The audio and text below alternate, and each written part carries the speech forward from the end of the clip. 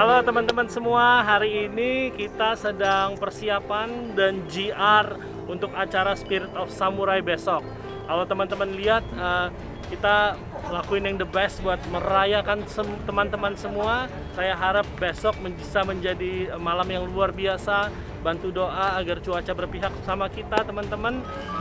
Talent-talent yang kita bawa adalah talent-talent terbaik, dan ini adalah acara besar, acara terbesar pertama di Bali setelah COVID. Jadi kita adalah pembuka acara di Bali itu teman-teman. Mudah-mudahan ekonomi di Bali pulih kembali. Kita juga menggandeng UKM-UKM di mana teman-teman nanti bantu berbelanja, bantu ekonomi Bali pulih kembali.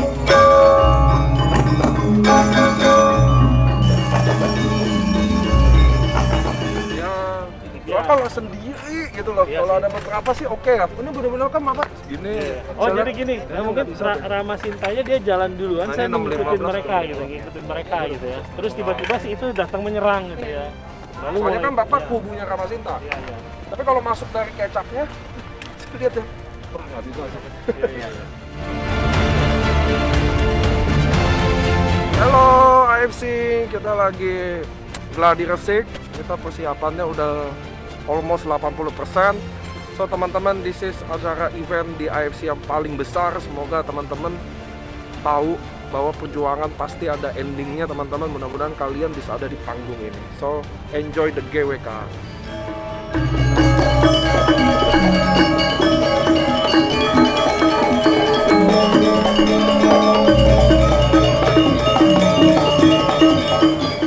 Bro, lu jangan lupa penonton kan suruh berdiri dulu, bro. Udah tau kan waktu dia menerima, dia akan ball kan?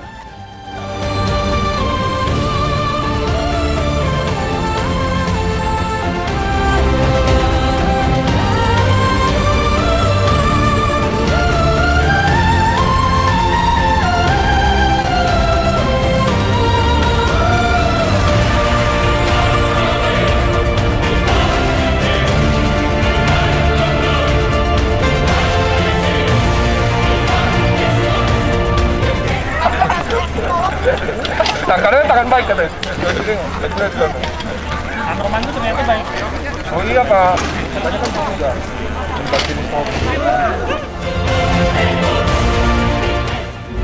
Oke, teman-teman, panggung ini kita hari ini kumpul semua bukan untuk sekedar ngumpul-ngumpul atau nekat-nekatan. Kita semua dari Sabang sampai Merauke, berbagai aneka ragam ras agama, kita berkumpul ke satu tempat ini untuk satu tujuan, untuk nyatuin doa, untuk nyatuin impian kita semua. Saya mau gitu Pak, bla bla bla bla bla. Habis itu lagi ya. Michael ngomong apa? Ini kan saya persiapkan sekira malam ini. Oh, hari ini itu ada yang terpanggil di teman-teman. Mereka yang berusaha dari bawah, mereka yang tidak punya bapak, tapi mereka mau. Mereka bermimpi dan mereka berjalan, dan mereka berdiri malam hari ini menjadi seorang musido. Di AFC teman-teman, mereka sudah membuktikan bahwa hidup mereka bisa berubah. Mari teman-teman, yang belum saat ini, Anda mulai lagi bermimpi. Saya percaya 2021 akan menjadi tahun milik saudara. Di tahun ini kita akan menjadi sukses. Kita akan bisa sama-sama bangga. Mari sama-sama kita lakuin dan katakan, saya bisa. 2021, saya bisa. Hai AFC Families, finally jam 22.38 waktu Bali, gladi resik akhirnya selesai juga. Kita mempersiapkan yang terbaik untuk hari ini, sebuah recognition yang luar biasa yang kami percaya kita baru mulai, kita akan memberi impact yang lebih besar buat Indonesia. Terima kasih buat persiapan semuanya, pihak-pihak yang terlibat, terima kasih banyak, sampai ketemu besok.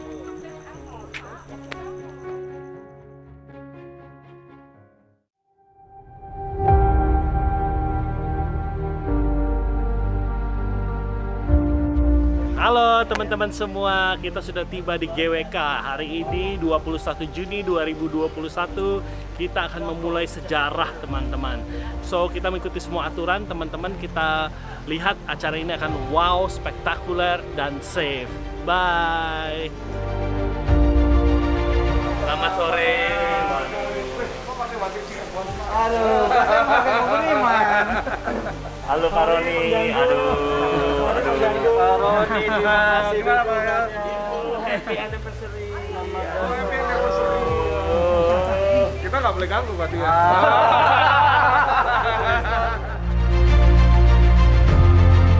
AFC is the best.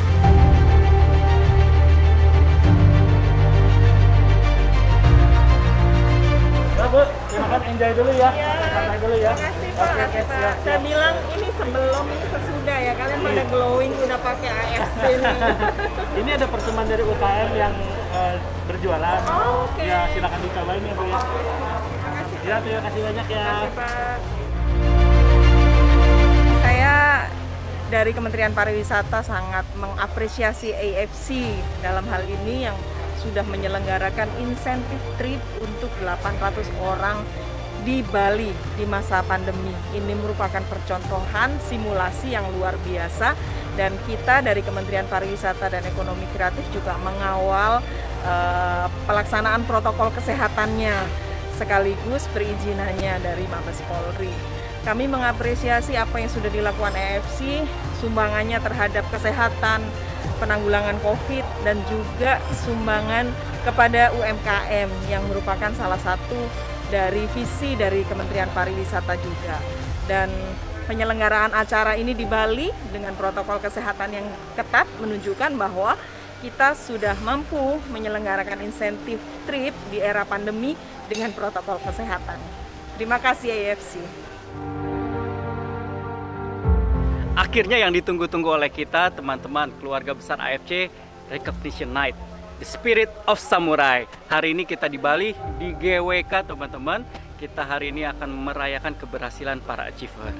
Hari ini kita akan melihat juga bagaimana mimpi besar kita, mimpi besar AFC ke depan seperti apa. Karena kita sama-sama akan menggapai yang lebih besar lagi. Tetap semangat karena kita baru mulai. Saya yakin di tahun ini kita pasti bisa, tahun depan semakin bisa. Good evening, ladies and gentlemen. On behalf of AFC Life Science Indonesia, I would like to welcome each and every one of you here at the Lotus Pond of Garuda, Wisnu Kencana, Bali, in the most prestigious event we ever had, the Spirit of Samurai. Kami dengan tim melaksanakan simulasi, mereka menyodorkan hasil rapid test dengan KTP sesuai nama masing-masing. Itu yang kami patut acungi jempol kepada panitia. Pada dasarnya panitia sudah melaksanakan prokes kesehatan yang benar dan sangat ketat. Halo semua leader dan member, hari ini kita lagi siapin acara GWK. Ini acaranya temanya Spirit of Samurai. Spirit of Samurai adalah tema yang paling cocok di mana masa pandemi ini kalian bisa jadi pahlawan keluarga. Seorang ibu, seorang suami, ayah, teman-teman semuanya. Kalian hari ini adalah pahlawan, kalian adalah pejuang. The Spirit of Samurai. Sukses!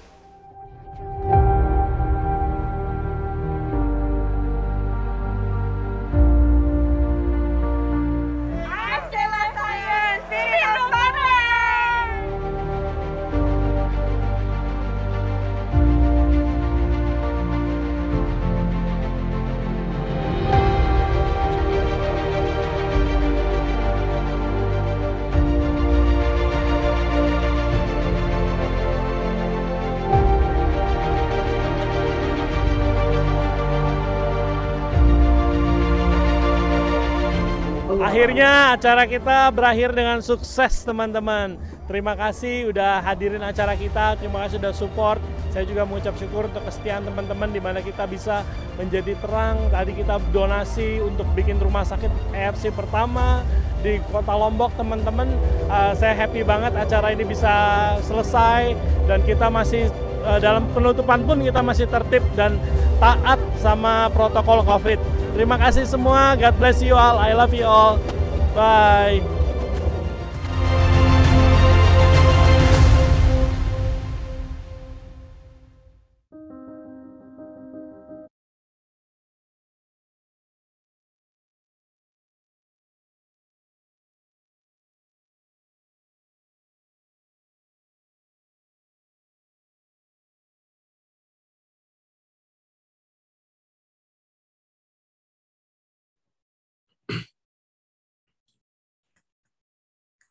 Halo, selamat sore teman-teman semua.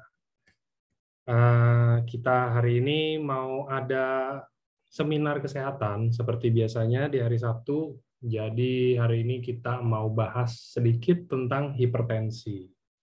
Nah, hipertensi ini mungkin kita mau lebih dalam ya kenalnya, karena kan mungkin yang teman-teman tahu kayak udah nih, kayak misalkan contoh kepala sering pusing atau apa, terus cek tekanan darahnya tinggi, oh ini udah pasti hipertensi atau apa ya. Itu mungkin bisa karena sakit atau apa sih, belum tentu hipertensi juga sebenarnya kalau mau positive thinking ya. Cuman kan sekarang tujuannya seminar ini biar kita bisa lebih tahu apa sih hipertensi itu, kenapa sih kok bahaya ya, padahal kan cuma tekanan darah doang, bukannya kita kalau minum apa gitu terus jadi sembuh atau apa. Terus uh, apa aja sih yang kita nggak boleh lakuin biar tekanan darahnya tuh nggak tinggi juga gitu kan. Jadi hari ini kita juga udah kedatangan speaker. Jadi beliau ini dokter. Nah, dokter yang hari ini bakal bantu kita buat bahas tentang kenapa hipertensi itu dibilang silent killer. Banyak orang yang ngomong kayak begitu kan.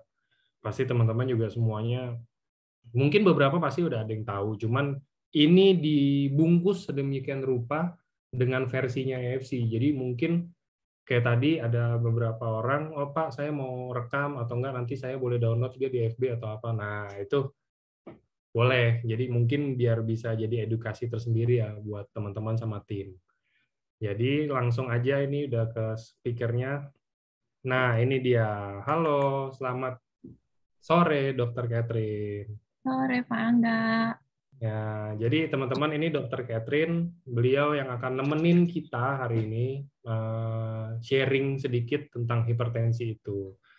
Mungkin Dok boleh perkenalan sedikit Dok. Mungkin ini teman-teman banyak yang belum tahu nih Dokter Catherine ini mungkin dari mana asalnya atau apa-apa gitu-gitu. Oke, makasih ya Pak Angga. Ya. Sebelumnya saya juga mau terima kasih sama Pak Niko dan AFC yang udah memberikan kesempatan pada saya untuk sharing hari ini. Bapak Ibu, perkenalkan nama saya Dr. Catherine. Aku di bidang kesehatan kurang lebih 10 tahunan ya, karena lulusnya itu kurang lebih 2009, tahun 2009, berarti udah berapa tahun tuh? 10 tahunan lah kurang lebih gitu Pak. 10 tahun lebih. Oke, apa yang membuat dokter tertarik nih? Oh ini produk ini nih yang bisa bikin apa sih pokoknya nilai plusnya dari produk kita kalau menurut dokter sebagai seorang Dokter Catherine gitu. Kalau menurut aku yang paling itu tentunya dari paten ya, gitu karena paten fungsi itu jarang sekali produk, bahkan bisa dibilang belum banyak yang ada paten fungsi gitu, dan lagi patennya itu nggak main-main, maksudnya untuk meregenerasi sel. Dari bidang kedokteran sendiri, selama ini aku belajar kalau yang meregenerasi sel itu biasanya tuh yang disuntik ya, jadi kayak dari tali pusat yang anak gitu baru lahir disimpan di bank tali pusat, kemudian nanti diambil gitu kan. Nah itu yang selama ini tahu gitu. Nah aku sendiri, maksudnya kan siapa sih yang nggak mau awet muda, siapa yang nggak mau sehat gitu kan. Jadi pertama kali waktu ngelihat ini kok, wah ini kok bisa ya gini, terus kita belajar uji klinisnya juga kan, pelajari gitu, ternyata keren banget. Dan aku itu orangnya takut disuntik, jadi jangan sampai disuntik. Jadi kalau memang ada yang oral yang bisa diminum, yang bisa bikin sehat, bisa bikin awet muda, kenapa mesti yang disuntik gitu? Karena aku bener-bener takut banget disuntik gitu. Jadi itu kemarin kenapa awal mulanya coba gitu, dan ternyata efeknya di aku tuh luar biasa ya. Luar biasanya dalam artian buat aku pribadi gitu. Mungkin buat Bapak Ibu atau yang lain-lain yang punya penyakit yang lebih ini mungkin lebih luar biasa lagi. Tapi aku sendiri dari dulu aku itu orangnya gampang pilek. Jadi dingin sedikit pilek, debu sedikit pilek, terus kecapean sedikit pilek gitu. Jadi benar-benar pileknya itu benar-benar udah parah deh. Jadi dalam seminggu paling nggak pileknya tuh cuma 2 hari gitu. Selebihnya tuh pilek. Sampai suatu ketika waktu aku pernah jaga di rumah sakit, itu di bagian anestesia, jadi kita jaganya di bagian kamar operasi. Nah, kamar operasi itu dingin banget karena memang harus suhunya itu dingin untuk jaga supaya mesin-mesin yang itu tuh nggak panas gitu kan. Nah, aku tuh sampai setiap hari tuh benar-benar pilek terus setiap hari sampai perawatnya tuh kita kan kalau udah suka ngobrol gitu deket sampai diledekin gitu, dok jangan-jangan AIDS nih katanya gitu, masa pilek mulu nggak sembuh-sembuh udah 2 bulan nih gitu.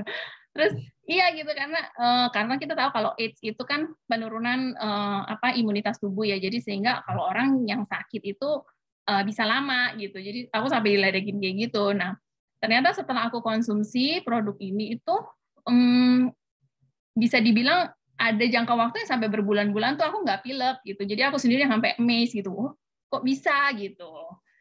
Gitu, Pak. Oke. Memang Jadi bukan penyakit yang krisis banget gitu sih, tapi buat aku sih pilek terus setiap hari sih mengganggu ya. Mengganggu aktivitas aku juga gitu.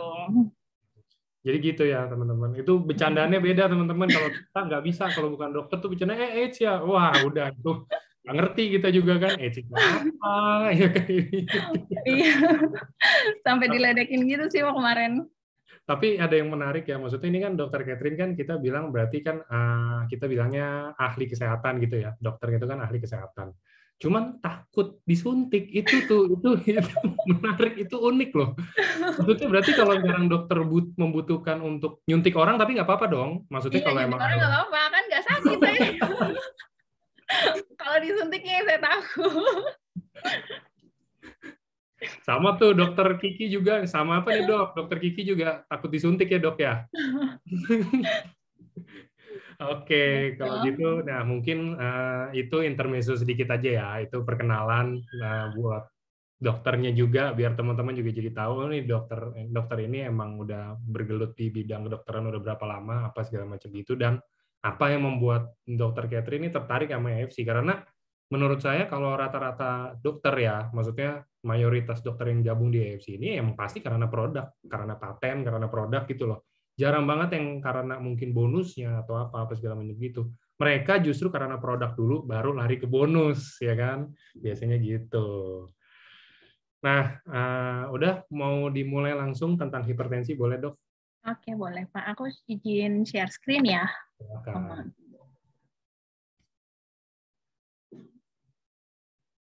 Oh iya, vaksin berarti dokter vaksin disuntik gimana dok? Vaksin disuntik pakai anestesi topikal dulu Pak. Takut jadi pakein dulu gitu, oles-oles. Oke. Siap. Muncul nggak ya Pak? Sebentar lagi loading. Nah muncul. Oke. Udah full screen? Udah full screen. Oke. Silakan. Oke, aku mulai ya. Yap. Oke. Bapak Ibu, hari ini aku akan mulai sharing mengenai hipertensi. Tentunya Bapak Ibu sekalian juga sudah nggak asing lah ya dengan istilah hipertensi, penyakit darah tinggi. Saya yakin semua Bapak Ibu sering sekali dengar. Gitu. Tapi nyatanya walaupun kita itu sering dengar dengan hipertensi, nyatanya hipertensi ini tetap menjadi masalah kesehatan global yang masih mempengaruhi pada tingkat angka kesakitan dan juga kematian, bahkan beban biaya kesehatan itu termasuk di Indonesia. Makanya pemerintah sendiri itu terus-menerus melakukan sosialisasi supaya masyarakat itu semakin aware tentang hipertensi ini, gitu. Nah, hipertensi itu adalah merupakan salah satu penyebab kerusakan dari berbagai organ, baik yang secara langsung maupun tidak langsung. Hipertensi itu adalah suatu keadaan di mana tekanan sistolik itu lebih besar sama dengan 140 dan diastolik itu lebih besar sama dengan 90. Tapi setelah 2 kali pengukuran terpisah. Jadi kalau Bapak Ibu hari ini misalnya berkunjung ke dokter, hari ini dites ternyata tekanan darahnya itu 140/90, itu tidak bisa langsung dikatakan Bapak Ibu itu mengidap hipertensi. Harus nanti next kunjungan lagi kita cek apakah masih tinggi gitu. Jadi harus 2 kali kunjungan terpisah. Kecuali memang itu di tesnya itu sudah tingginya sudah tinggi banget, 180, 200, atau bahkan memang ada indikasi HMOD atau hipertensi mediated organ damage. Jadi sudah ada kecurigaan kerusakan organ yang lain. Jadi sudah misalnya kerusakan ginjal atau sudah mulai kena mata, retinopati hipertensi dan lain-lain. Nah, itu kita bisa langsung katakan itu hipertensi. Tapi kalau masih diambang-ambang biasanya 2 kali pemeriksaan. Nah, untuk angka hipertensi sendiri Bapak Ibu tahu kita selalu tulisnya per ya, 140 per 90, 120 per 80 misalnya. Nah, itu sebenarnya angka apa? Yang pertama kali ditulis itu adalah angka tekanan darah sistolik, yang artinya tekanan darah yang tinggi, yang pada saat ventricle itu berkontraksi, pada saat jantung memompa darah ke seluruh tubuh. Itu kita sebut tekanan darah sistolik. Nah, yang belakangan itu adalah tekanan darah diastolik. Itu terjadi pada saat jantung mengisi darah, jadi ventrikelnya berelaksasi. Nah, itu muncul tekanan darah diastoliknya.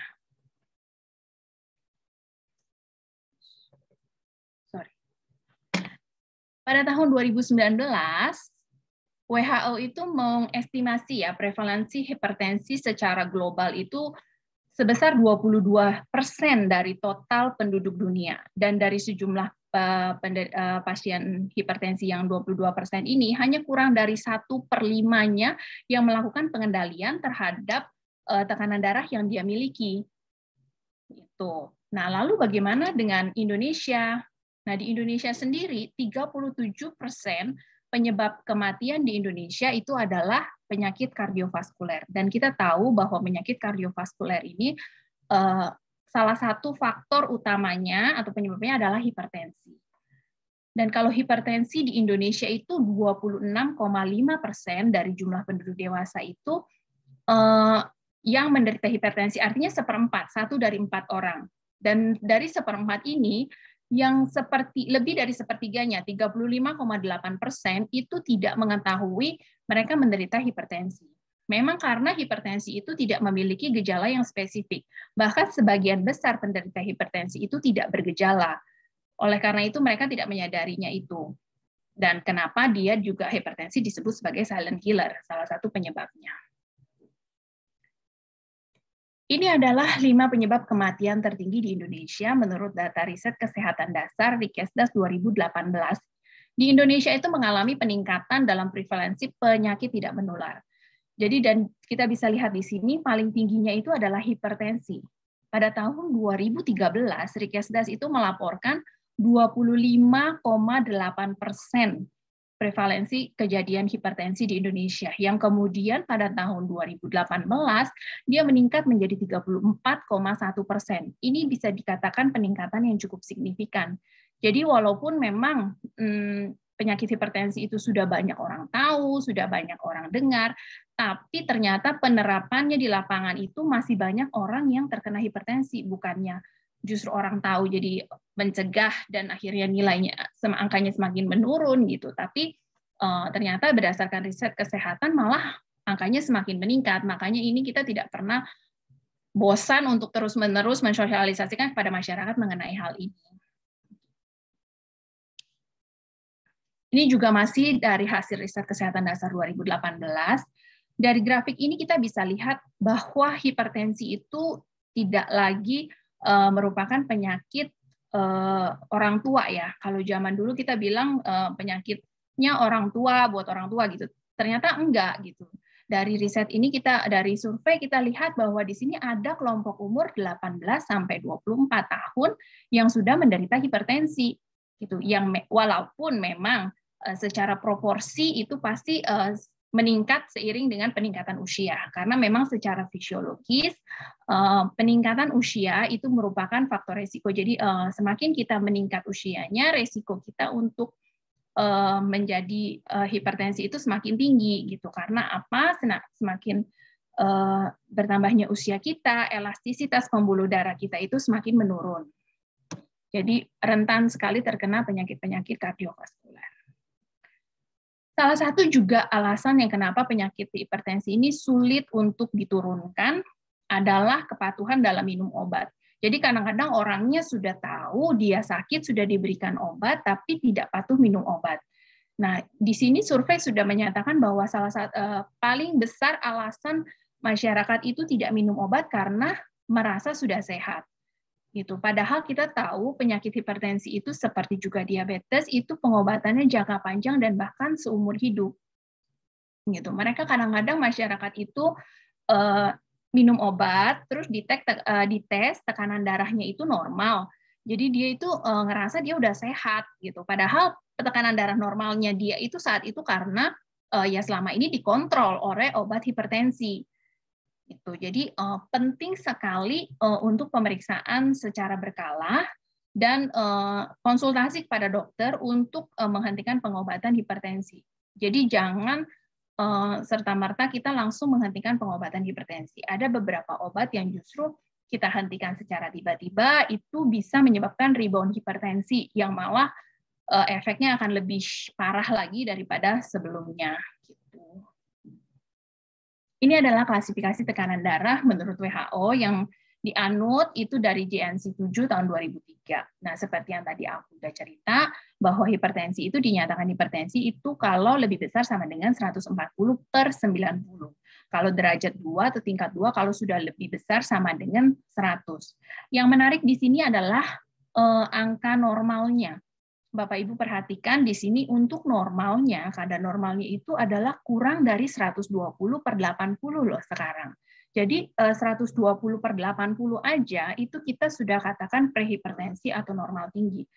Gitu. Jadi kalau ada yang bilang orang tua gitu ya, misalnya umur 65 atau apa dan tekanan darahnya 140/90 dikatakan normal, itu juga nggak benar. Kita harus evaluasi lagi secara keseluruhannya. Berdasarkan penyebab, hipertensi itu dibagi menjadi dua, yaitu hipertensi esensial atau hipertensi primer, dan yang kedua adalah hipertensi sekunder. Kalau hipertensi primer itu yang paling banyak, 90% penderita hipertensi itu mengidap hipertensi primer. Jadi penyebabnya itu kita nggak ketahui. Kenapa? Gitu.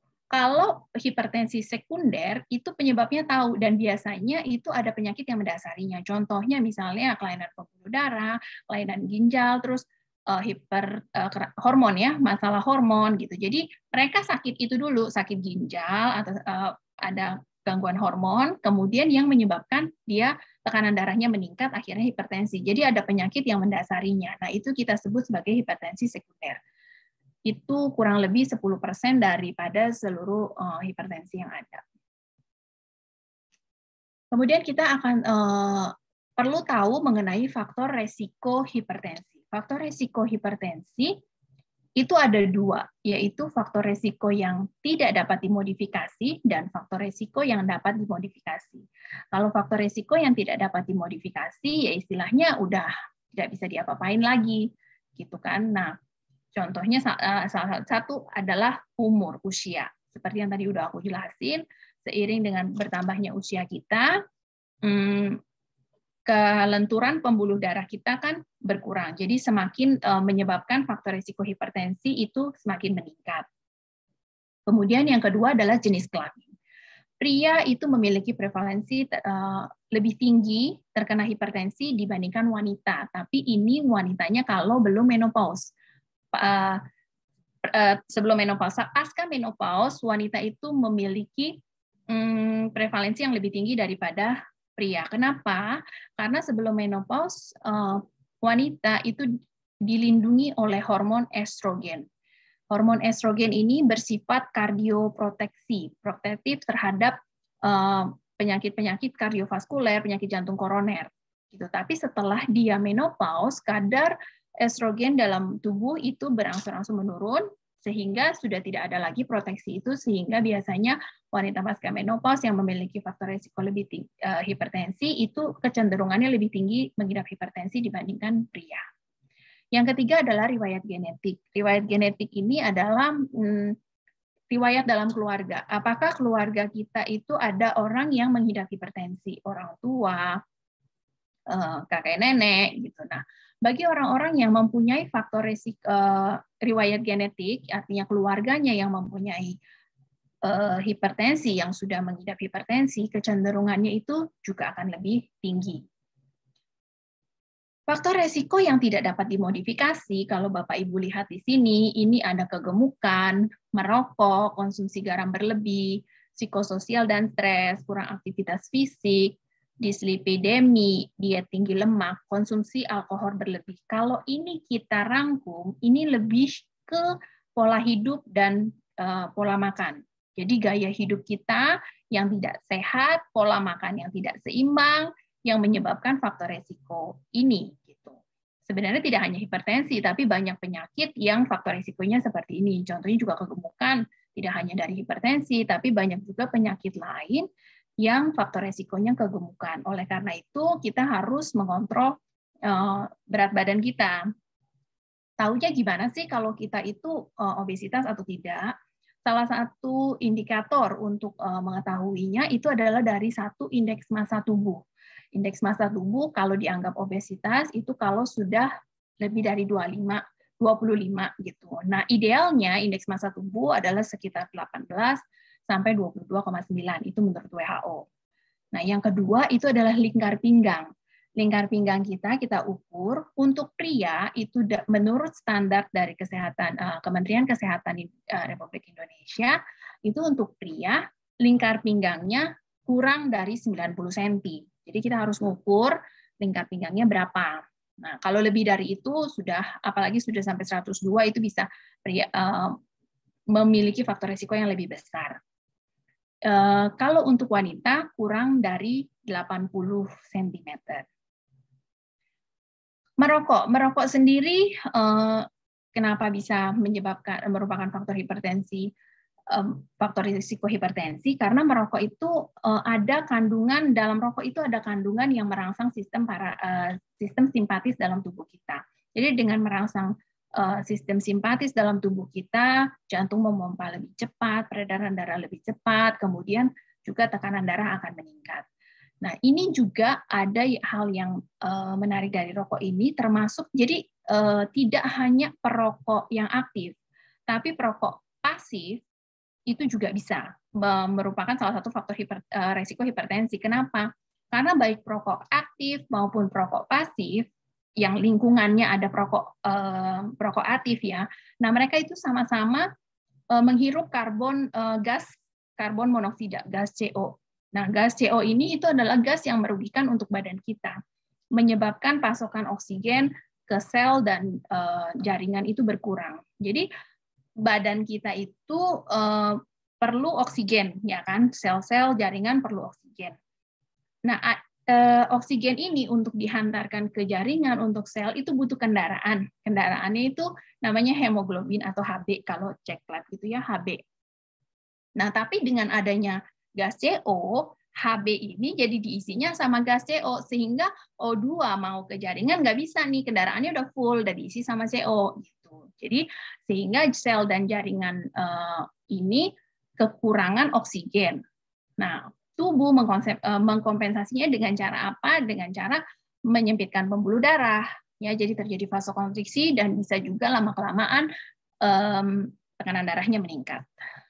Ya, kalau konsumsi garam berlebih pasti Bapak Ibu juga sudah tahu itu merupakan faktor resikonya, dan kurang aktivitas fisik. Nah, kurang aktivitas fisik ini kadang-kadang suka dianggap sebelah mata ya sama orang, karena apalagi kita ini hidup di Jakarta, kebanyakan sedentary lifestyle, ya kan?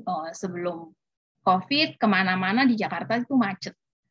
Ya, kita ke kantor bawa mobil, macet di jalan 2 jam. Habis itu turun, sampai kantor, duduk lagi di depan komputer. Jadi kebiasaan atau gaya hidupnya memang banyak duduk gitu. Dari 24 jam kalau kita hitung aja, kebiasaan kita untuk duduk, terus tiduran gitu, rebahan itu berapa persen gitu. Tidur aja kita sudah 8 jam. Jadi memang gaya hidup yang seperti itu tuh yang sedentary lifestyle itu yang menyebabkan faktor resiko hipertensinya.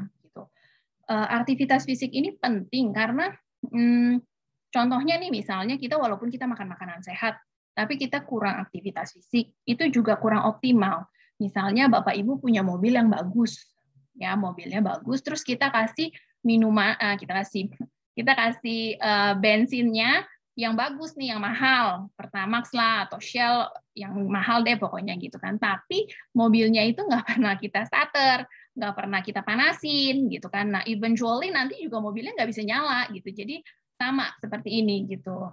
Nah, ditambah lagi sekarang PPKM, kita juga banyak di rumah, kalau mau pesan makanan tinggal online gitu kan. Nah, itu kegiatan fisik yang seperti itu yang bikin kita faktor resiko hipertensi semakin meningkat.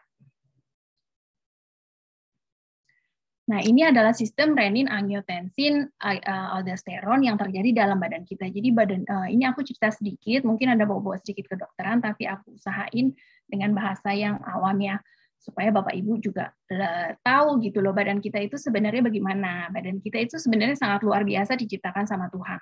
Jadi kalau ada sesuatu yang istilahnya yang tidak normal gitu, dia akan berusaha mengembalikannya ke normal kembali gitu, secara otomatis. Gitu. Seperti halnya ini contohnya misalnya tekanan darah dalam badan kita drop gitu. Nah, tubuh akan kasih alarm, salah satunya adalah dari ginjal. Ginjal ini alert jadinya. Jadi kayak kesannya kayak dapat alarm gitu. Wah, ini badannya tekanan darahnya turun nih, drop nih. Saya harus ngelakuin sesuatu untuk balikin lagi ke normal gitu kan. Nah, caranya gimana? Caranya dari ginjal ini akan mengeluarkan renin. Nah, dia jadi akan mengeluarkan renin, suatu zat yang ada di ginjal. Nah, renin ini begitu berada di sirkulasi, dia akan mengaktifkan angiotensinogen yang ada di liver atau di hati. Gitu. Jadi dia kayak ini kerja sinergi ya. Nah, setelah angiotensinogen ini ketemu dengan renin, teraktivasi oleh renin, angiotensinogen ini akan berubah menjadi angiotensin 1. Nah, angiotensin 1 ini kemudian beredar lagi di pembuluh darah, di sirkulasi darah, kemudian dia akan ketemu dengan ACE atau angiotensin converting enzyme yang ada biasanya di membran paru. Ya, ini suatu enzim.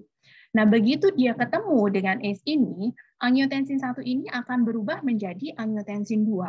Nah, angiotensin 2 inilah yang berperan sebagai vasokonstriktor, jadi dia agen penyempit pembuluh darah secara menyeluruh di satu tubuh kita gitu. Nah, caranya gimana? Dengan satu dia itu menyempitkan pembuluh darah, vasokonstriksi. Yang kedua, dia dengan merangsang kembali kelenjar adrenal, mengeluarkan aldosteron untuk meretensi garam dan air sehingga volume darahnya meningkat. Jadi analoginya contohnya gini, Bapak Ibu kalau misalnya lagi mau siram pohon, ya kan, mau siram dari selang, itu ternyata keluaran airnya kecil. Nah, yang kita lakukan adalah kita pencet selangnya gitu, kita sempitkan gitu kan selangnya. Nah, pada saat kita menyempitkan selang itu, apa yang terjadi pada tekanan yang air yang keluar adalah tekanannya itu akan menjadi lebih tinggi gitu. Nah, itu yang dilakukan angiotensin 2 ini. Jadi mengecilkan pembuluh darah sehingga tekanan darahnya jadi tinggi. Yang kedua, cara lain adalah kita buka kerannya menjadi lebih besar. Jadi aliran airnya itu juga menjadi lebih deras gitu kan. Nah, itu yang dilakukan angiotensin 2 dengan merangsang adrenal menghasilkan aldosteron sehingga volume darah kita juga meningkat. Jadi itu caranya. Ya, kalau dianalogikan kehidupan sehari-hari seperti itu. Nah, ini adalah gejala hipertensi.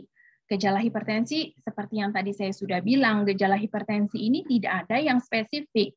Ini sebenarnya seperti gejala umum, sakit kepala, pusing, jantung berdebar-debar, sakit dada, gelisah, penglihatan kabur. Ini kalau sudah ada komplikasi kepada mata ya, sudah retinopati hipertensif, kemudian mudah lelah. Jadi gejala-gejala ini kadang-kadang tidak ini juga gejala yang penyakit lain. Kadang-kadang orang ngerasa mungkin ini masuk angin gitu kan. Nah, jadi karena tidak ada gejala yang spesifik ini dan bahkan hampir sebagian besarnya itu tidak bergejala, makanya hipertensi ini sering disebut silent killer karena kita tidak tahu kalau kita itu sebenarnya tekanan darahnya tuh tinggi. Tuh. Kenapa sih sebenarnya penyakit hipertensi itu berbahaya? Penyakit hipertensi itu berbahaya kalau kita nggak kontrol karena bisa merembet kemana-mana, bisa ke semua organ. Bisa ke mata, ke retinopati hipertensif, terus ke penyakit jantung, bisa ke otak, bisa stroke, bisa penyakit ginjal, kemudian juga gangguan saraf, juga ke penyakit pembuluh darah tepi atau peripheral arterial disease. Jadi komplikasinya itu bisa luas banget. Makanya kenapa hipertensi ini berbahaya. Jadi harus benar-benar dalam keadaan terkontrol. Nah, ini adalah penata laksanaan hipertensi. Penata laksanaan hipertensi itu dibagi menjadi dua, yaitu non-farmakologis dan farmakologis. Kalau farmakologis itu dengan obat ya. Dan kita juga di kedokteran itu, dari dulu aku belajar itu selalu diajarin kalau bisa nggak pakai obat, ya jangan pakai obat. Kecuali memang tekanan darahnya sudah tinggi sekali, yang memang dengan perubahan pola hidup atau dengan gaya pola makan yang sehat juga tidak bisa dikontrol, itu memang harus dibantu obat, karena kan kita juga takut komplikasinya nanti kemana-mana gitu. Tapi kalau yang masih prehipertensi, yang masih rendah gitu, merancang-rancang udah mau senggol-senggol ke hipertensi, kalau sebisa mungkin kita lakukan non farmakologis, ya kita lakukan non farmakologis. Jadi tidak serta-merta dengan obat gitu. Karena kan suka ada orang ngomong, kalau jadikanlah makananmu sebagai obatmu, jika tidak nanti obat-obatan yang akan menjadi makananmu, seperti itu kan. Nah, jadi ini juga seperti itu gitu. Salah satunya dari non farmakologis adalah mengurangi konsumsi garam. Mengurangi konsumsi garam ini banyak pasien yang bilang susah. Ya memang gitu, karena apa? Karena ini benar-benar batasnya itu sedikit sekali ya, cuma 1 sendok garam, 1 sendok teh garam. Itu per hari loh. Jadi konsumsi 1 harian, termasuk makanan-makanan yang lain. Ini tidak literally itu garam dapur yang dipakai buat masak aja gitu, tapi juga makanan lain. Misalnya chips, kerupuk, minuman soda, makanan kaleng, makanan yang berpengawet atau yang punya penguat rasa itu tinggi sekali natriumnya. Kecap dan saus tomat itu juga. Jadi kalau misalnya kita makan, itu lihat di belakangnya itu kan ada nutrition fact ya, informasi nilai gizi, Bapak Ibu boleh lihat di situ natriumnya sebenarnya berapa. Nah itu semua juga dihitung loh. Jadi semua itu yang kita makan hari itu natriumnya berapa, garamnya berapa, itu terhitung, dan maksimalnya 1 hari itu 1 sendok teh. Jadi ini sedikit sekali ya sebenarnya gitu. Yang kedua itu adalah dengan melakukan aktivitas fisik secara teratur. Jadi kalau hipertensi biasanya itu kalau untuk aktivitas fisik ada FIT, F-I-T-T gitu. F-nya itu adalah frekuensi. Jadi seberapa sering sih kita melakukan aktivitas fisik itu? Nah, aktivitas fisik itu kita lakukan kurang lebih 5 sampai 7 kali per minggu. Jadi paling minimnya itu 5 kali. Ya, kemudian I itu intensitas, intensity. Intensitasnya itu sedang, jangan berat ya, jadi ringan ke sedang gitu. Kemudian T, time-nya itu berapa lama? 30 sampai 60 menit, boleh ya, dilakukan setiap hari. T yang terakhir adalah type, jadi biasanya tipenya adalah olahraga yang aerobik dinamik, seperti misalnya jogging, jalan kaki, berenang, ya, atau yang sekarang lagi ngetren itu bersepeda gitu. Nah, untuk merokok dan menghindari asap rokok tadi saya udah bilang, aku udah cerita di depan kenapa alasannya. Kemudian juga menghindari minum alkohol dan mempertahankan berat badan ideal, ya itu penting. Nah, dengan diet dengan gizi seimbang. Diet dengan gizi seimbang ini susah-susah gampang ya kalau misalnya untuk dijelaskan sama masyarakat gitu untuk kepada pasien gitu, karena biasanya kalau misalnya kita bilang makanan yang ininya berapa gram atau ininya berapa kalori gitu, itu kadang-kadang sulit untuk dibayangkan oleh masyarakat dan sulit untuk diimplementasikan, karena berapa banyak sih orang yang bakalan mengukur seperti itu gitu. Jadi biasanya ini juga pada penyuluhan kalau di puskesmas itu biasanya aku jelasin pakai gambar ini, isi piringku. Jadi ini supaya lebih mudah bagi masyarakat untuk membayangkan dan mengimplementasikannya. Jadi kita makan 1 piring, 1 piringnya itu kita bagi 2. Kita bagi 2, sebelah kirinya itu adalah untuk karbohidrat dan protein. Proteinnya itu termasuk protein nabati dan protein hewani. Kalau bisa banyakkan protein nabatinya, ya 1/3. Kemudian 2/3-nya itu adalah karbohidrat, nasi, kentang, dan lain-lain. Nah, setengahnya lagi sebelah kanannya, misalnya itu adalah diisi dengan sayur dan buah. Bisa 1/3 sayur, 2/3 buah, atau 2/3 sayur, 1/3 buah. Itu boleh dibolak-balik gitu. Tapi dengan adanya gambaran seperti itu, masyarakat biasanya lebih ngeh gitu, lebih gampang, oh gitu ya dok gitu. Jadi lebih enak gitu untuk dijalankan gitu sehari-hari. Dan diet dengan gizi seimbang ini kita juga mesti makan yang beraneka ragam, bermacam-macam supaya makronutrien dan mikronutriennya itu terpenuhi gitu. Oke. Nah, ini pencegahan hipertensi. Cerdik. Cerdik ini adalah singkatan yang dibuat oleh pemerintah Kemenkes untuk mensosialisasikan pencegahan penyakit. Sebenarnya nggak hanya hipertensi, sebenarnya ini hampir semua penyakit seperti misalnya diabetes juga sosialisasi pemerintah juga dengan cerdik ini gitu. Kenapa? Karena sebenarnya kalau Bapak Ibu lihat, cerdik ini lebih ke perubahan gaya hidup, healthy lifestyle, dan pola makan yang sehat, ya kan? Cek kesehatan secara rutin, enyahkan asap rokok, rajin aktivitas fisik, diet yang seimbang, istirahat cukup, dan kelola stres. Jadi ini semua sebenarnya bisa dicegahnya itu bukan hanya penyakit hipertensi, tapi juga banyak penyakit lain yang bisa dicegah, terutama penyakit-penyakit yang faktor resikonya itu karena pola hidup dan gaya makan. Gitu. Nah, statistik itu menyatakan bahwa dengan edukasi dan dengan pencegahan yang baik yang dilakukan, penurunan angka kejadian penyakit kardiovaskuler itu bisa sampai 85%. Makanya kita dari Kemenkes juga terus-menerus melakukan sosialisasi kepada masyarakat supaya masyarakat itu semakin aware akan hal ini. Nah, ini adalah cek tekanan darah di rumah.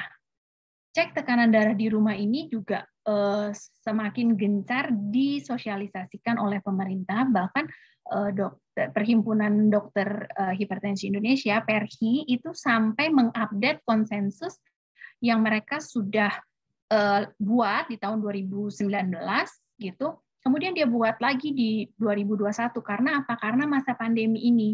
Dengan ada era new normal, lebih ke telemedicine, kemudian yang menyebabkan pasien itu mesti stay di rumah, nggak bisa mengunjungi fasilitas kesehatan untuk cek rutin. Jadi ini disosialisasikan lagi ke masyarakat supaya masyarakat sendiri tahu bagaimana sih caranya yang benar itu untuk mengecek tekanan darah gitu. Jadi jangan sampai salah dan juga jangan karena kondisi COVID, pandemi ini yang menyebabkan kita nggak bisa mengunjungi fasilitas kesehatan yang akibatnya tekanan darah ini jadi tidak terkontrol gitu.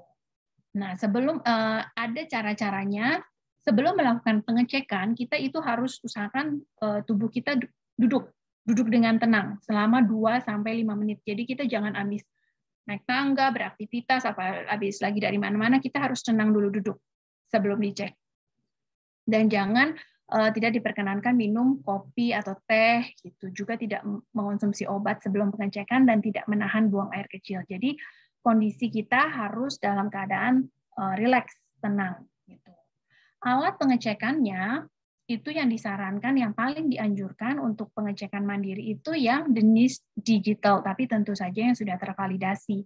Kenapa? Karena kalau untuk yang sphygmomanometer yang air rasa, yang walaupun sekarang sudah nggak boleh ya, ada satu lagi itu yang aneroid, yang jarum, itu pemeriksaannya butuh stetoskop.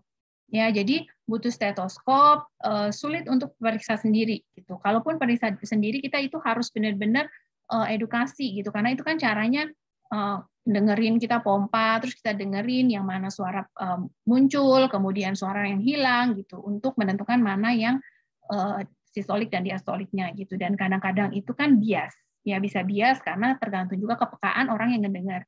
Tapi kalau dengan digital itu akan lebih mudah untuk pasien memeriksa sendiri di rumah. Dan kita gunakan alatnya itu adalah manset yang dililitkan di lengan. Jadi yang akan kita nilai itu adalah dari arteri branchial ini pressure-nya gitu, bukan yang di wrist ya, yang di pergelangan, karena yang jenis digital itu ada yang dipasang di pergelangan. Jadi baiknya itu yang mansetnya untuk dipakai di lengan.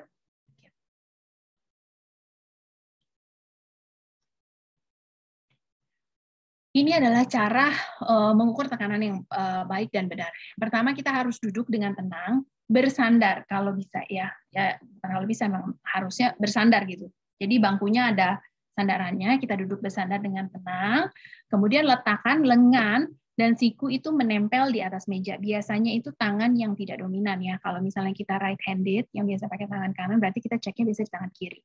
Nah, jadi letakkan siku menempel, lengan dan siku itu harus menempel di atas meja, jadi tidak menggantung. Dengan telapak tangan itu menghadap ke atas. Lengan baju tidak dilipat, jadi baiknya pakai yang tangan pendek gitu, karena kalau digulung kan akan menambah tekanan lagi nanti ya. Nah, jadi lengan bajunya tidak dilipat dan kaki tidak menyilang, kaki harus menyentuh lantai, rata menyentuh lantai duduknya, tidak boleh disilangkan.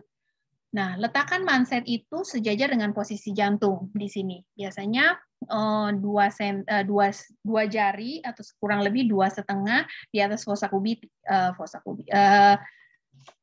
lipat siku. 2 jari di atas lipat siku, gitu. Nah, kemudian pada saat selama pemeriksaan itu kita jangan bergerak dan jangan berbicara. Setelah keluar hasilnya, itu kita lakukan 2 kali pengecekan. Jadi tunggu lagi, jeda 1-2 menit, kemudian kita ulangi lagi sekali. Nah, pengukuran tekanan darah ini baiknya dicatat ya. Kalau kita melakukan pengukuran tekanan darah sendiri di rumah, itu kita harus mencatat supaya kita tahu rata-rata harian tekanan darah itu kita berapa gitu. Nah, baiknya pengukuran tekanan darah itu dilakukan 2 kali. 1 kali itu pagi saat kita setelah bangun tidur, 1 jam sesudah bangun tidur, tapi sebelum sarapan kita cek. Nah, itu juga tulis 2 kali ya. Jadi biasanya itu ada tabel hari apa, terus pengukuran pagi itu ada 2 kolom. Jadi 1 berapa, yang kedua berapa. Jadi karena pengukurannya itu masih 2 kali. Nah, kalau malam itu juga 2 kali di tabelnya. Malam itu biasanya sebelum tidur dicek. Jadi dengan 2 kali dengan jeda 1-2 menit.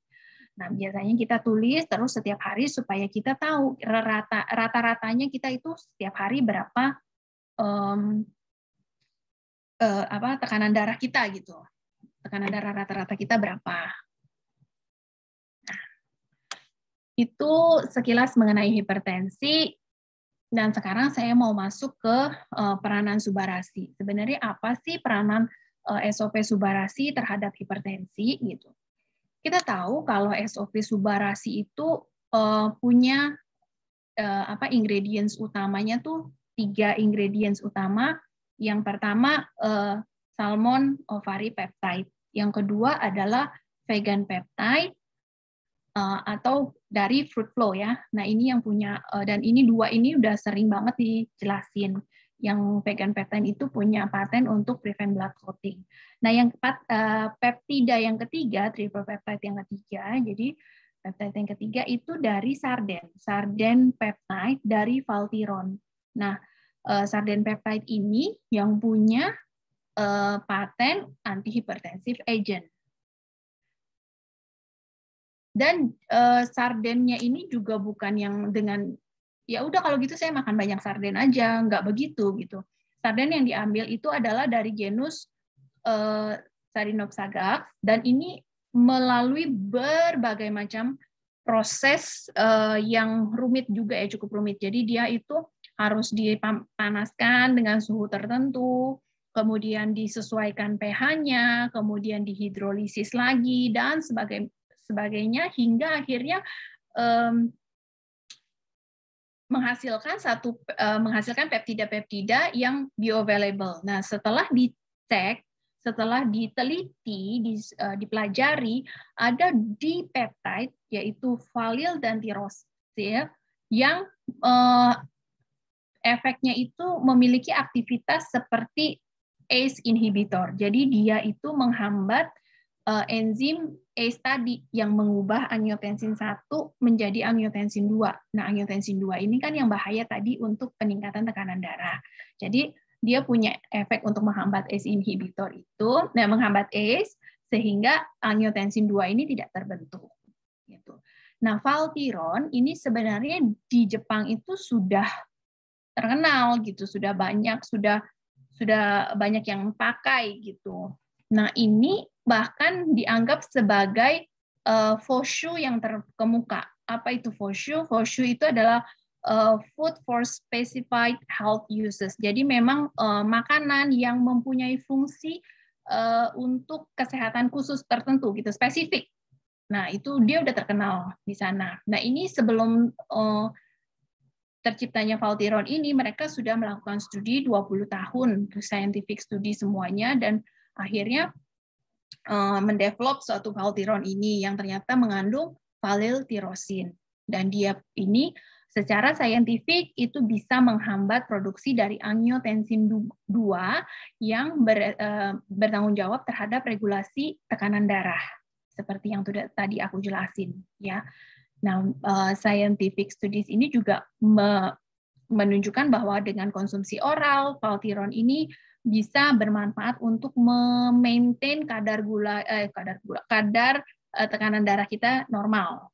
Dan yang paling pentingnya di sini adalah nggak ada side effect seperti dry cough, batuk kering yang telah diobservasi selama 20 tahun. Nah, ACE inhibitor itu memang merupakan salah satu obat hipertensi yang sering diresepkan, karena itu bisa dibilang cukup inilah ya rendah gitu. Tapi masalahnya banyak pasien yang melaporkan kalau ada batuk gitu loh. Mereka terjadi batuk yang cukup mengganggu dan mereka batuknya tuh sampai panjang gitu deh ya, kering gitu, dan itu mengganggu aktivitas. Jadi itu sering dilaporkan efek sampingnya, dan ternyata Valtiron ini tidak ada efek itu gitu, walaupun dia memang mekanismenya sama seperti ACE inhibitor.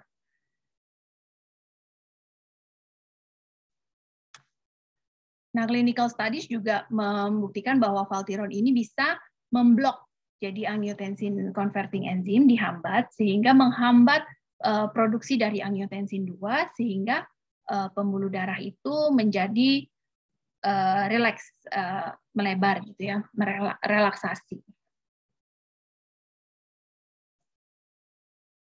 Nah, ini aku ada mengumpulkan beberapa jurnal ya untuk sebagai bahan untuk kita baca gitu, karena walaupun sebenarnya jurnal itu di bawah dari paten ya, karena kan kita sudah punya paten fungsi.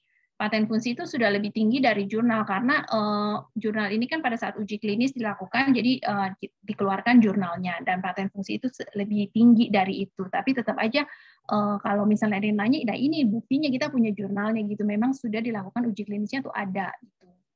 Nah, dari salah satu jurnal ini juga dikatakan bahwa valiltirosin yang terkandung pada produk sartan peptide ini bisa memaintain blood pressure kalau dikonsumsi oleh manusia gitu. Jurnal lainnya ini dari Journal of Human Hypertension tahun 2000.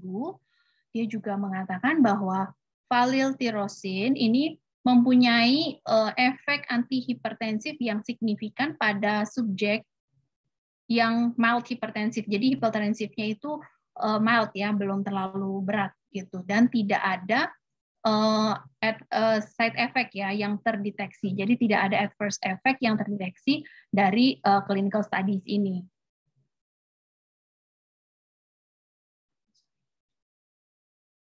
Ini juga tentunya pasti kalau misalnya kita sudah mengatakan pasien Subarasi ada antihipertensif sebagai paten fungsi, beberapa yang mengkonsumsi seperti saya sendiri kan sebenarnya nggak punya masalah dengan hipertensi gitu. Kadang-kadang orang akan menjadi, wah bahaya nggak ya itu untuk orang yang tidak punya darah tinggi gitu. Dan ternyata memang sudah diteliti. Ini salah satu jurnalnya, di sini kita bisa lihat dia itu sudah meneliti pada pasien yang dengan normal blood pressure. Jadi pasien yang kadar ininya normal, tekanan darahnya normal, itu tidak menunjukkan adanya perubahan signifikan dari systolic blood pressure maupun diastolic blood pressure selama periode tes ini. Jadi mereka juga sudah tes kepada manusia, pada orang yang tekanan darahnya itu normal, tidak tinggi. Gitu. Dan mereka juga sudah men-tes bagaimana kalau misalnya dikonsumsi dalam jumlah yang berlebih. Nah, pada konsumsi jumlah berlebih itu pada pasien dengan hipertensi, mild hypertension juga dicobakan, juga high normal, juga normal blood pressure, itu juga semua dites. Hasilnya itu penurunan yang signifikan pada tekanan darah itu terjadi pada yang hipertensi, mild hipertensi, dan high normal. Grup yang itu. Tapi grup yang tekanan darahnya itu normal, itu tidak ada penurunan yang konsumsi yang berlebihan pun, ya, maksudnya yang banyak, itu tidak berefek pada tekanan darah mereka. Itu untuk yang normal.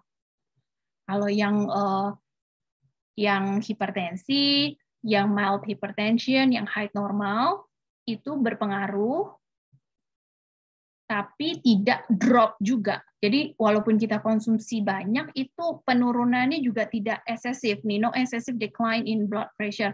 Jadi turunnya itu juga tidak ngedrop karena mentang-mentang kita minumnya banyak, terus turun sampai drastis juga enggak.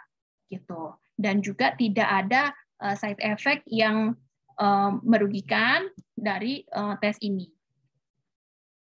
Jadi dari sini juga disimpulkan bahwa bahwa valtiltirosin ini itu hanya berefek pada subjek yang mild hypertension sampai ke high normal hypertension. Kalau pada yang normal tensinya itu tidak menurunkan tekanan darahnya. Sedangkan kalau efek samping pada kedua grup tidak ada efek samping baik di kelompok yang hipertensif maupun yang normotensif.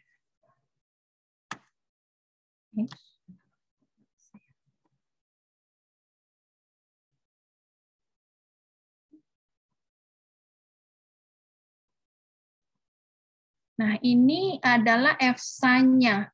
Jadi Valtiron itu sudah mengalami uji, sudah ada scientific juga diakui oleh EFSA, European Food Safety Authority. Jadi kalau EFSA itu kayak BPOM-nya Europe, negara Eropa, kalau FDA kan BPOM-nya Amerika. Nah ini Valtiron, sarden peptide produk ini itu sudah diakui oleh EFSA. Jadi EFSA itu sudah melakukan pemeriksaan dan dia memberikan opini secara saintifik kepada produk sarden peptide kita ini. Nah, dikatakan di sini bisa dibaca bahwa tidak ada adverse effect, jadi tidak ada efek samping yang diobservasi kepada manusia. Dan EFSA ini menyatakan bahwa produk sarden peptide ini itu adalah produk yang aman, bahan makanan, food ingredients. Jadi kita ini bahan makanan ya, bukan obat. Jadi bahan makanan yang aman untuk dikonsumsi ya sesuai dengan kondisi dan takaran yang dianjurkan. Jadi dari EFSA itu sudah mengeluarkan itu gitu.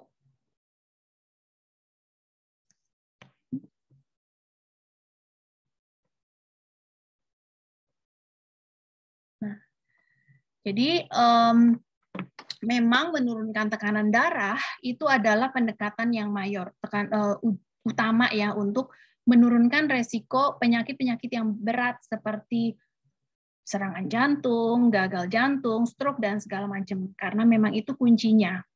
Dan Valtiron ini secara studi sudah dites secara klinikal dan mempunyai paten untuk menurunkan tekanan darah. Dia ini diambil dari sarden gitu. Yang mengandung valtiltirosin yang bisa kandungan yang aktifnya yang menyebabkan bisa berfungsi sebagai antihipertensive agent itu adalah valtiltirosinnya di peptide. Nah, ini adalah take home message-nya. Jadi aku udah jelasin semua mengenai hipertensi secara garis besar dan produk SOP Subarasi. Yang penting adalah kita harus kenali diri kita. Kita tahu diri kita, apakah kita orang yang punya faktor resiko hipertensi. Tadi kan udah aku jelasin ya, faktor resiko hipertensi yang dimodifikasi maupun yang tidak dimodifikasi. Nah, kalau misalnya kita punya, kita harus lakukan pengukuran tekanan darah secara teratur dan sedini mungkin. Jadi supaya kita mencegah dulu gitu sebelum itu terjadi. Dan tetap harus menjaga healthy lifestyle, jaga pola makan sehat, perbanyak aktivitas fisik tentunya, dan menghindari stres. Jadi jangan menghentikan pengobatan hipertensi tanpa mendiskusikan terlebih dahulu dengan dokter. Itu yang penting, karena biasa orang yang sudah mengkonsumsi merasa sudah sehat, dia stop sendiri gitu. Nah, dan lakukan tekanan darah 2 kali sehari, pagi setelah bangun dan malam hari sebelum tidur.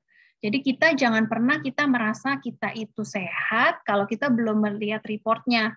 Rapor tubuh gitu istilahnya ya, angkanya berapa gitu kan, kadang-kadang orang enggak kok ngerasanya enak aja gitu, padahal kita baiknya by data gitu loh, jadi kita ukur apa benar kita itu termasuk yang tidak ada risiko hipertensi gitu. Nah baiknya semua, jadi kalau ada data itu kan lebih enak ya, lebih tahu kita benar-benar sehat atau tidak. Oke, kurang lebih share saya seperti itu Pak Angga. Oke, thank you dok. Nah, semoga itu yang barusan sharingnya itu, penjelasannya itu bisa dipakai ya teman-teman. Maksudnya buat bantu, buat biar mungkin ada yang selama ini mispersepsi tentang hipertensi itu harus kayak gimana tadi udah dijelasin kan. Nah, sekarang kita masuk ke Q&A. Ini udah banyak banget yang nanya. Sebentar, saya bantu bacain satu-satu.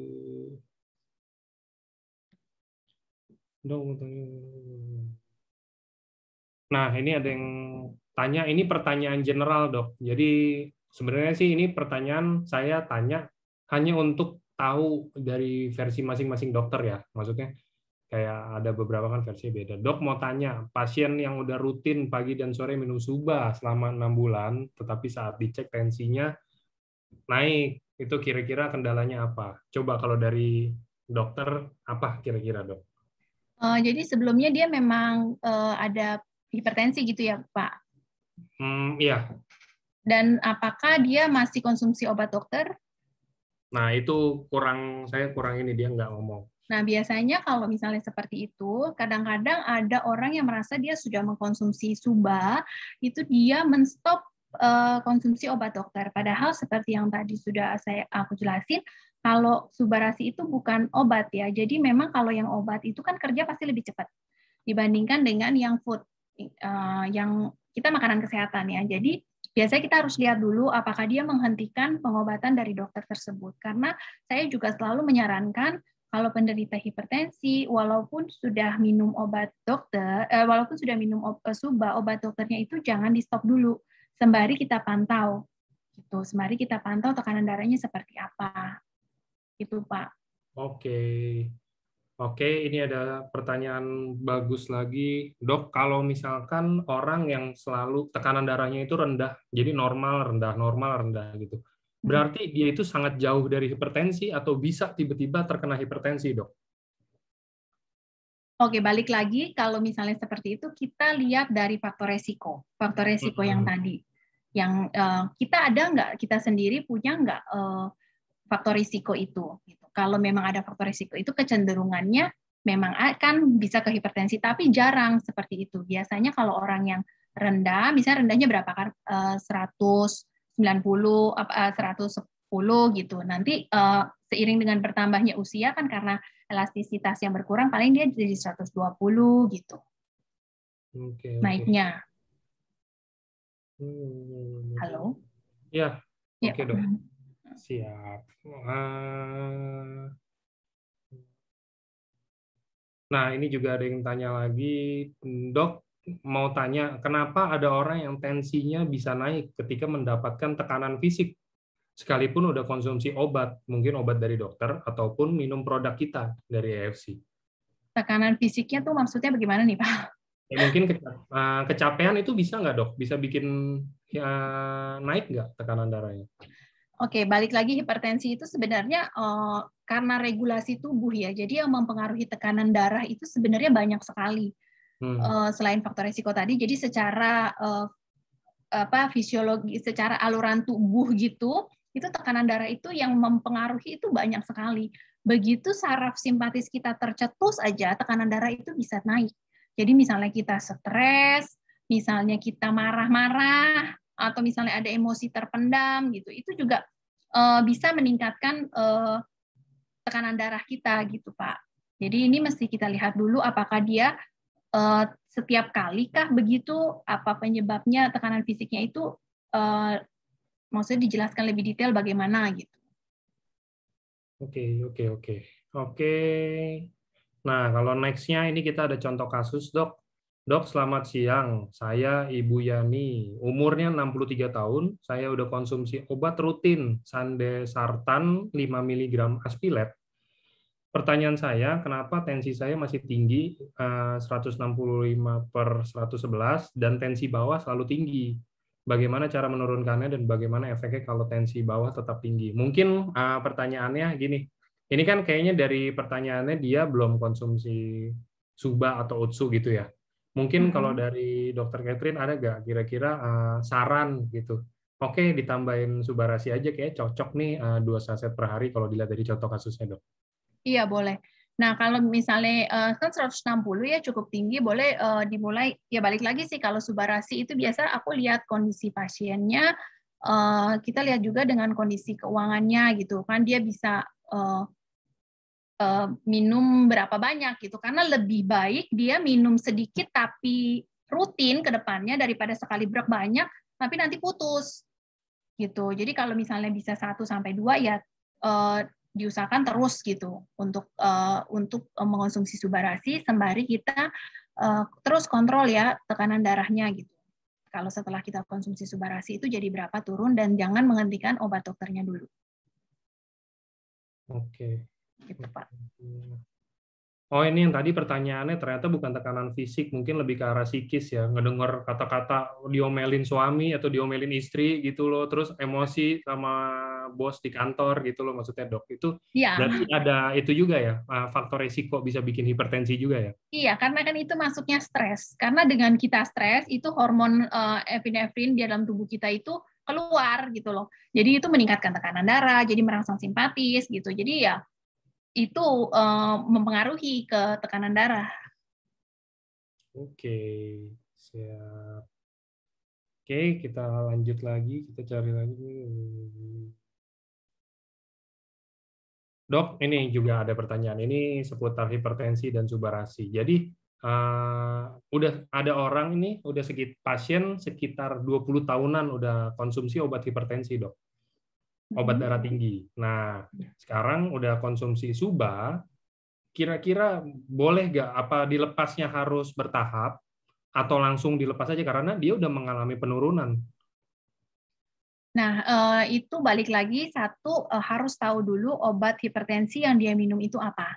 Karena seperti yang tadi aku cerita, kalau ada beberapa obat hipertensi itu yang kalau kita putus langsung itu malah bisa rebound hipertensi. Nah, kalau misalnya itu konsultasikan lagi kepada dokternya, dan biasanya kalaupun memang harus menurunkan dosis obat hipertensi, biasanya itu dititrasi. Jadi dituruninnya bertahap, nggak langsung begitu. Nggak langsung stop gitu, besok langsung nggak usah minum, nggak gitu, Kak. Oke, ini ada pertanyaan lagi, tapi saya compile pertanyaannya karena banyak yang nanya. Mungkin gini, Dok, apakah konsumsi, misalkan let's say kita sama-sama semua hipertensi gitu ya, Dok ya, dan mungkin tekanan darahnya ya 11-12 mirip lah, maksudnya kayak 130 atau 128 atau 125 per berapa gitu sama. Cuman yang membedakan kita harus konsumsi Subarasi atau produk EFC ini bisa dilihat dari umur nggak? Atau dari apa? Selain faktor resiko ya, Dok? Selain faktor contoh, ada turunan nggak sih hipertensi ini, Dok? Iya, ada. Karena kan tadi salah satu faktor resiko hipertensi yang tidak dapat dimodifikasi, yang ketiga adalah faktor genetik. Jadi ada keturunannya. Jadi gitu. Oke, kalau balik ke pertanyaan tadi, kira-kira apakah umur bisa jadi patokan untuk kita konsumsi? Let's say kayak tadi, oke ini Suba 2 saset, atau misalkan Suba 3 saset per hari, atau 1 saset aja nih, atau apa? Bisa nggak umur jadi patokan, Dok? Sebenarnya sih jawabannya bisa ya dan tidak ya, tergantung dari kondisi pasien itu sendiri gitu. Kalau misalnya karena kan seiring dengan bertambahnya usia itu, satu, kalau misalnya kita lihat pasti elastisitas pembuluh darahnya kita sudah berkurang.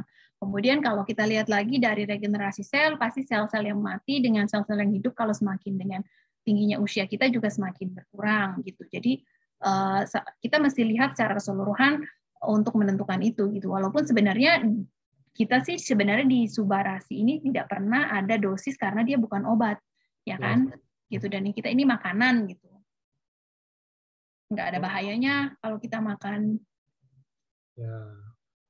Oke, ini ada yang nanya lagi tapi berkaitan dengan COVID. Ini ada 2 pertanyaan, mungkin saya yang cerita ya, karena kata-katanya saya rangkum. Jadi ini ada yang tanya, Dok, apakah kalau misalkan setelah vaksin saya tekanan darahnya malah tinggi, itu kenapa ya, Dok?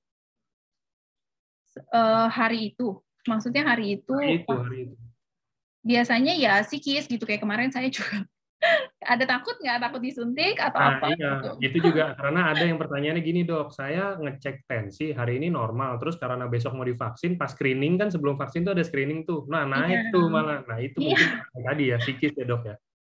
Jadi memang karena hipertensi yang tadi lagi balik regulasi hipertensi itu banyak tekanan darah kan banyak yang menentukan gitu, jadi bisa aja saat itu dia naik misalnya karena lagi deg-degan. Kita kalau misalnya kita takut, kita stres, coba deh tensi, pasti tinggi gitu. Dan kita juga kan ngerasa kan jantungnya deg-deg gitu kan.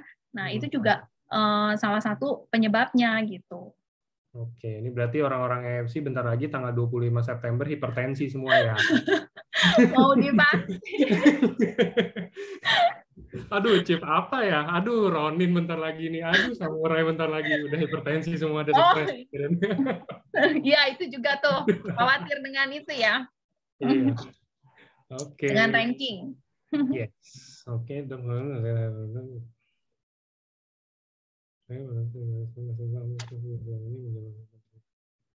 Ini ada contoh kasus lagi, Dok, saya menderita hipertensi dan sudah konsumsi Subarasi 2 saset per hari. Sejak Subarasi launch itu sekitar setahun ya, setahun or 1 tahun lebih. Saat itu tekanan darah saya stabil, malah menurun sehingga saya pantau setiap hari. Saya biasanya minum obat tensi itu amlodipin 3-5 hari sekali dan tekanan tetap stabil. Namun sepertinya mulai 2 bulan ini kayak udah konsumsi Subarasi tapi nggak menyebabkan tensi saya turun, berarti nggak naik juga. Itu kira-kira berarti apa harus Subarasinya ditambah atau gimana, Dok? Dia minum amlodipin, maksudnya gimana? Pertama dia tekanan darahnya tinggi. Nah, begitu dia mungkin konsumsi amlodipin dan menurun, Dok. Menurun. Terus? Tapi menurun itu mungkin masih dalam taraf tinggi ya kita bilang ya, menurunnya itu. Terus dia sepertinya udah 2 bulan ini sepertinya walau konsumsi Subarasi tapi nggak nurun, tetap nggak nurun, tetap stay di situ-situ aja dan mungkin nggak naik juga. Itu kira-kira itu boleh konsumsi Subarasinya berapa? Boleh kalau misalnya misalnya mau ditambahin, coba aja ditambahin dulu, terus sembari kita lihat gimana dengan tensinya. Gitu. Oke. Nah, ini juga ada yang tanya, nah kalau yang ini nggak berkaitan tapi beliau mau konsumsi Suba. Nah, ini katanya ada yang kalau dia konsumsi Suba, lambungnya jadi ngeri, asam lambung naik, meski saya udah makan duluan. Karena saya nggak kuat vitamin C dan sari tomat yang mungkin ada di Suba. Kira-kira ada nggak saran dari dokter gimana baiknya kalau saya mau konsumsi yang aman, yang nyaman gitu loh, Dok? Jadi dia sudah, karena kan memang kalau orang yang ada penyakit MA, kita sarankan minum konsumsi Subarasinya itu sudah makan. Nah setelah itu kalau bisa coba jangan dilarutin ya, coba di bawah lidah. Karena kan kalau dilarutin itu kan masuknya ke lambung. Okay. Nah kalau di bawah lidah itu kan langsung mengalami pembuluh darah gitu. Coba melalui seperti itu. Oke.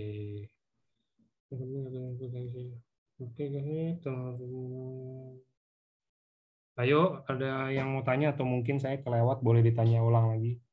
Iya, Pak Bram, sabar, saya lihat ya. Soalnya banyak benar chatnya. Mungkin boleh diulang, kalau yang ini takut saya kelewat ya, teman-teman. Ada cocok dan nggak cocok nggak sih, Dok, kalau konsumsi Suba dan Utsu mungkin ya? Kayak contoh kan tadi kita emang bahasnya bilang ini makanan, tapi apakah ada cocok dan nggak cocok? Atau mungkin kita bisa bilang, contoh, walaupun kita tahu ya, ini bukan dari salmon seutuhnya salmon, ini hanya dari ovaripeptide-nya. Apakah kayak contoh saya alergi ikan misalkan, terus saya konsumsi Suba gitu, boleh nggak? Apa ada ngaruh atau apa nggak ke alergi saya?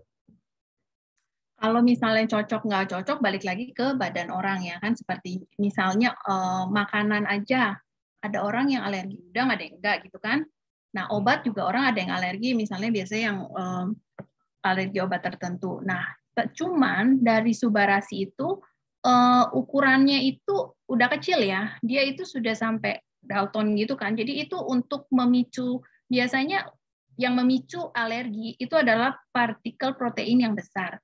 Jadi kalau misalnya dia sudah kecil, itu kecenderungan untuk memicu alergi itu sudah lebih kecil. Oke. Dok, penyebab hipertensi ada bisa dari ginjal ya, dari organ dalam juga bisa. Kalau misalkan saya ada gangguan di situ, apakah saya harus konsumsi UTSU dulu baru ke Subarasi atau langsung dua-duanya atau Subarasi aja lebih baiknya? Ya, seperti yang tadi berdasarkan penyebab hipertensi kan ada yang sekunder. Jadi kalau sekunder itu ada penyakit yang mendasarinya, bisa dari ginjal, bisa dari gangguan hormonal, dan lain sebagainya. Nah, kalau misalnya memang ada penyakit mendasarinya, itu kalau harus pilih salah satu, ya pilihnya Subarasi. Gitu. Tapi kalau misalnya bisa dua-duanya, maksudnya dengan kita lihat dari sisi kenyamanan dan keuangannya juga pasiennya bisa untuk konsumsi usukusi, ya nggak ada salahnya minum dua-duanya. Karena dengan usukusi itu juga kan dia membersihkan usus kita ya, sehingga penyerapan dari Subarasinya sendiri juga bisa lebih maksimal. Oke. Oke, ini ada pertanyaan lagi, Dok. Dok, kalau misalkan kita, pakai contoh saya nih, misalkan saya udah umur 50 tahun, tapi saya dari muda itu emang tensinya tinggi, Dok. Tensinya tinggi, tapi nggak mengganggu sama sekali karena saya nggak ada keluhan apa-apa sama sekali. Dan walaupun saya cek ke dokter, tensi saya walaupun tinggi, tapi emang saya nggak ada penyakit apa-apa gitu loh. Itu aman atau tetap harus diturunin sih, Dok? Kayak begitu, apa bisa tiba-tiba ntar saya 51 tahun atau 52 tahun tiba-tiba bong keluar penyakit semuanya atau gimana? Ya, balik lagi tadi aku juga udah cerita kalau memang penyakit hipertensi itu sebagian besar tidak bergejala. Jadi penderitanya itu tidak tahu kalau dia itu ada gejala. Nah, ini Bapak atau Ibu ya?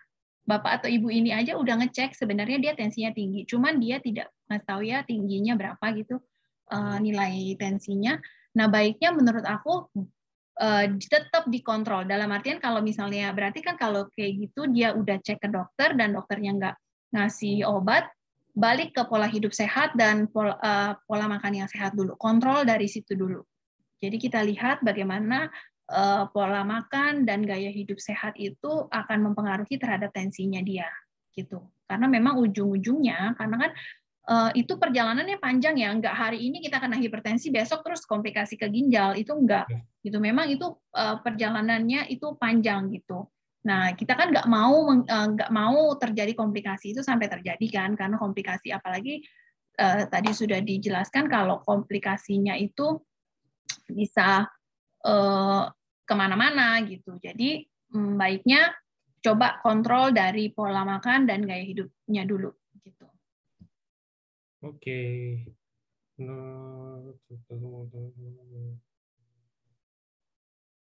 Dok, apakah setelah melahirkan bisa membuat tensi juga jadi tinggi ya?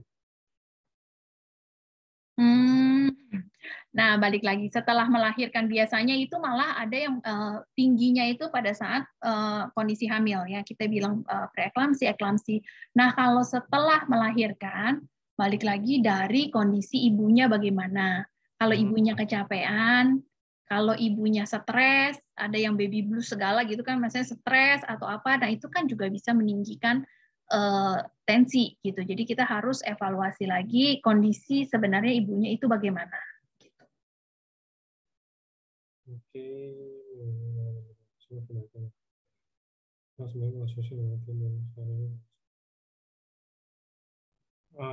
Oke, pertanyaannya saya mau bertanya saya juga dalam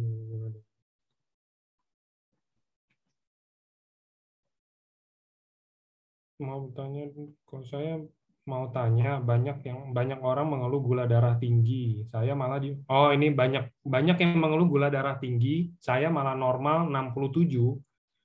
44 dan 73. Kira-kira apa obatnya? Saya ada penyakit bawaan miastenia gravis sejak 2007. Tiap hari saya konsumsi obat mestinon 3 kali sehari, dan apa pengaruhnya dengan berkurangnya gula darah? Ataukah saya harus berobat, atau saya sudah minum gula atau air setiap 1 jam, tapi naiknya hanya sampai 75. Oke, nah ini kalau kondisi kayak gini mesti dilakukan evaluasi lebih lanjut ya, karena aku juga nggak bisa bilang harus kita lihat kondisi ini bapak atau ibu ya, kondisi bapak atau ibunya ini secara keseluruhan gitu untuk bisa kita ngambil tindakan mesti bagaimana gitu. Oke. Oke, nah ini udah gitu banyak yang nanya. Sekarang saya yang tanya sebagai pertanyaan penutup. Dok, ini kan dari tadi kita bahas tentang hipertensi nih, Dok. Oke, kalau dari dokter pribadi, versinya dokter Catherine, kalau misalkan saya sehat walafiat, saya nggak ada penyakit apa-apa, saya nggak ada gejala apa-apa, kira-kira hanya untuk menjaga biar saya tetap sehat, nggak kena hipertensi, nggak kena COVID juga mungkin ya, itu kira-kira ada nggak saran dari dokter perharinya berapa sih SUBA dan UTSU-nya? Dan kapan aja baiknya?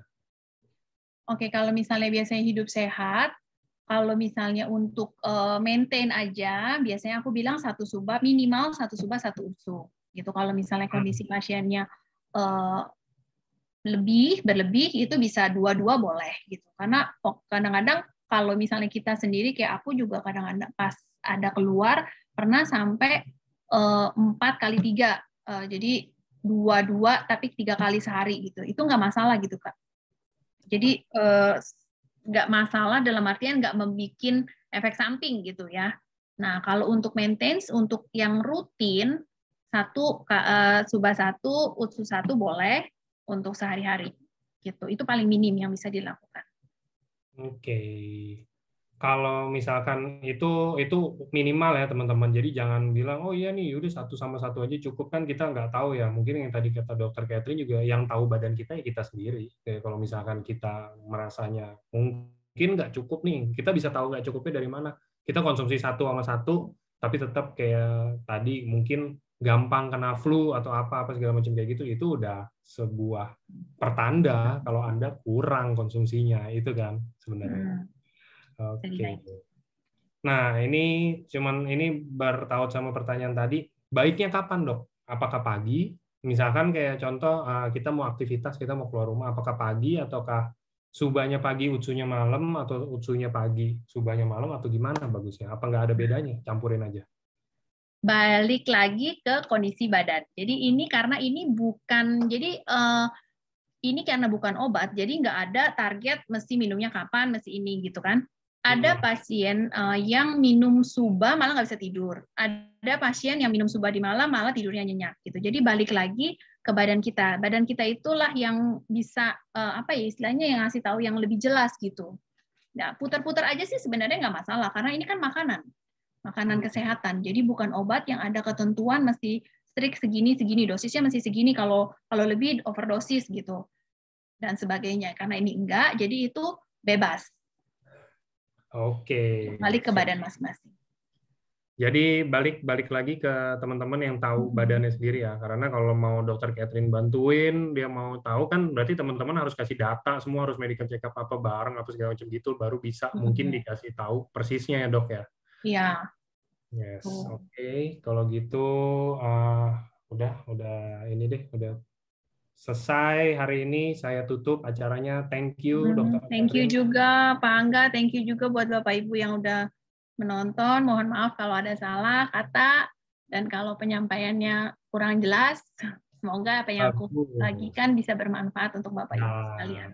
Bagus banget Dok, dari tadi pada bilang ini bagus banget karena pembawaan, mungkin dari pembawaan, dari slide juga semuanya jelas. Jadi teman-teman yang bukan berkecimpung di dunia medis pun bisa ngerti gitu loh Dok. Itu kan sebenarnya intinya kan. Iya.